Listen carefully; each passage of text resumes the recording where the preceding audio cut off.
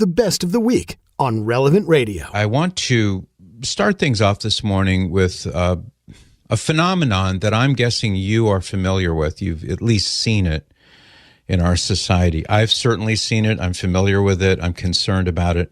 And this has to do with young men, teenagers, young adult men who are becoming increasingly, some of them anyway, increasingly alienated from society in different ways.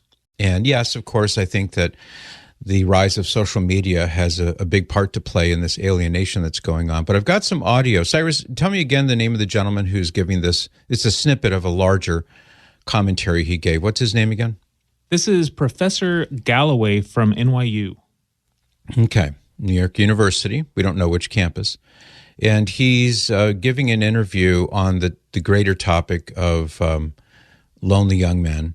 So here's what he has to say on this topic. The most dangerous person in the world, we're producing millions of them, and that is a lonely, young, broke male. Dogs are happiest when they're lying on top of you. The worst thing you can do to a dog is leave it alone all day. And what we're doing to young people is they are leaving others and themselves alone all day. We're separating from each other. We're becoming less social. And there's a group of men who aren't received well at school, don't find a source of pride. Auto shop, metal shop, wood shop's gone away. They go online to date. The majority of them get rejected. If your average attractiveness in online dating, you have to swipe right 200 times to get a single coffee.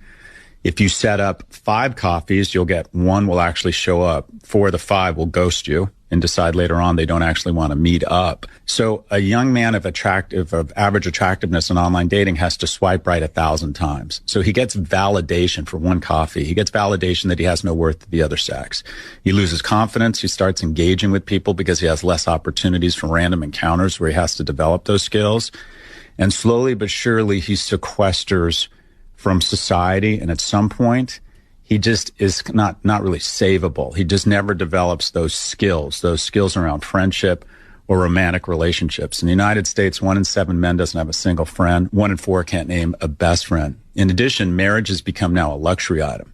If you're in the upper quartile of income-earning households, there's a 3 in 4 chance you're going to get married. Woo, a lot of pessimistic information there in the space of a minute or so. So first of all, I'm just going to say right up front, I never had to go through any of that. Those of you who are older, you never had to go through any of that. I mean, maybe in your own way you did, but you didn't have to swipe. I mean, imagine saying that to somebody 40 years ago. You have to swipe 1,000 times before you can fill in the blank. Nobody would have any idea what that means. I mean, what do you mean swipe? What does that mean? It's a new phenomenon. As you might imagine, I've never swiped left or right, up or down. I don't have the apps in which you swipe. I don't need to. I mean, I'm grateful to God and my wife that I married young. She was 19, I was 20. So we were young. And I really do thank God every day. Cyrus, I don't know how you feel about this. You're a little bit younger than me. Well, you're quite a bit younger than me. But I really do thank God that I never had to live in a world as a young man or a teenager with social media and with apps to try to help me find young women, to help me find a date. Or so. I never had to go through that. Nobody did for all of human history. But now so many people are stuck to their phones in such a way that for them, that's like a natural thing. And I never thought of it quantified that way. Now, I have never even seen the apps. I know what they are. I know what they're called, Tinder, etc. I'm aware that they exist.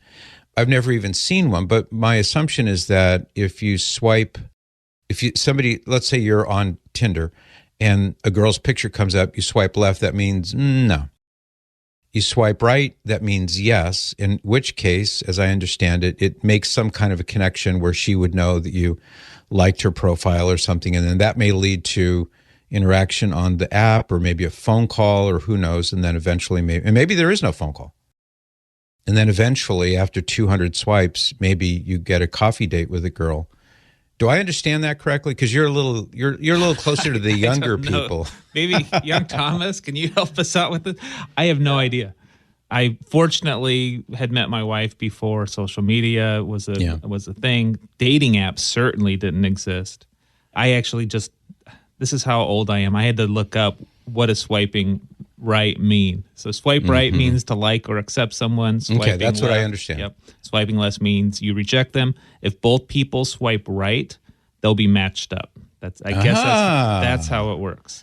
So there's some like so glad I never had to do it.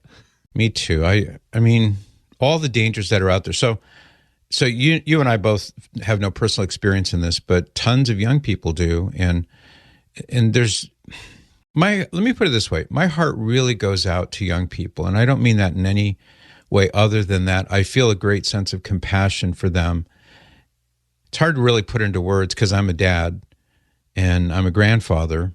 And my oldest granddaughters, well, actually several of my grandchildren are now adults themselves. It's weird. Weird, I tell you. I wonder if there's some kind of a correlation between not having a best friend and dating online. So if you're spending all of your time in your room staring at a screen, of course, that's the only way you're going to meet somebody. Because my day, I met my wife at college. I think that's a lot of people meet their spouse in school of one way or another. A lot of these young kids are working remotely, so they never leave their house or apartment. They're looking at a screen all day at work, and then they look at their screens in the afternoon. It's interesting that he starts, or at least the audio clip that we took of this professor who's speaking here, he starts with the phrase, "We are raising a generation of the most dangerous people." And that could easily get sort of forgotten as he gets into the other issues. But I assume by that he's referring to the incidence of young men who are alienated from society and go on to do, of course, perhaps the pinnacle of terrible things that they might go on to do would be like a mass shooting. And I don't know if I've ever seen any statistical analysis of said shooters, but I wouldn't be surprised if they were to crunch the numbers and find that many, if not most of these shooters, and I know that some of them recently have been women, but that's very rare. I think 99.9% of the time it's males, and young males at that, as I understand it. But I wouldn't be surprised, Cyrus, if there were a statistical correlation between men who are like the ones he described and those who go on to do crimes because they're frustrated, they're angry, they're defeated, or they feel utterly alienated, and who knows, maybe a big heaping helping of gaming during the daytime when maybe they could be out working a job or meeting girls or something.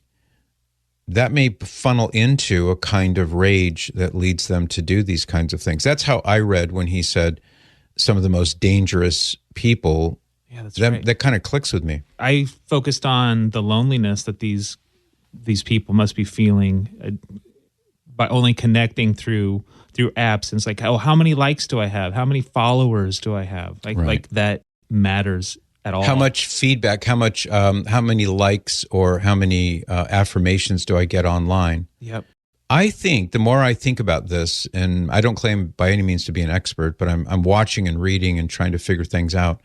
I think that a big part of the solution, I mean, yes, we have to figure out a way to help people get off the addiction of their smartphones, get off the addiction of gaming, if that's part of their addiction, which is not to say that, games that you play online or on an Xbox are bad. I'm not saying that, although some of them could be, but I'm not saying that. I'm just saying the time spent in front of a screen gaming for hours and hours, it's only detrimental to you. If you want to game, okay, game, but set a limit to it. Just like if you're going to have a drink, you say, okay, I'll have one, maybe two, and that's it. You set a limit to it so that it doesn't wind up consuming you. I think that's got to be part of it. Another thing that comes to mind as I think about this is that there has to be a concerted effort from fathers, especially fathers. So you dads, please listen. If you don't want a dangerous, angry, alienated young man in the future, and who does, right? Nobody does. You don't. You love your children. You love your sons. You want them to grow up and be fully functioning, happy, productive. My question to you, it's a rhetorical question, but what are you doing about that? What are you doing to prepare your sons? And I'm not ignoring the daughters, don't get me wrong, but this is sort of a male issue here, so let's concentrate on the sons. Ask yourself this question. When you're shaving and you're looking in the mirror, ask yourself this question. Am I really doing the work I need to do with my sons to help them bypass this terrible off-ramp into oblivion that more and more young men are taking? They get off the 8-lane superhighway of life. They take this on-ramp to nowhere.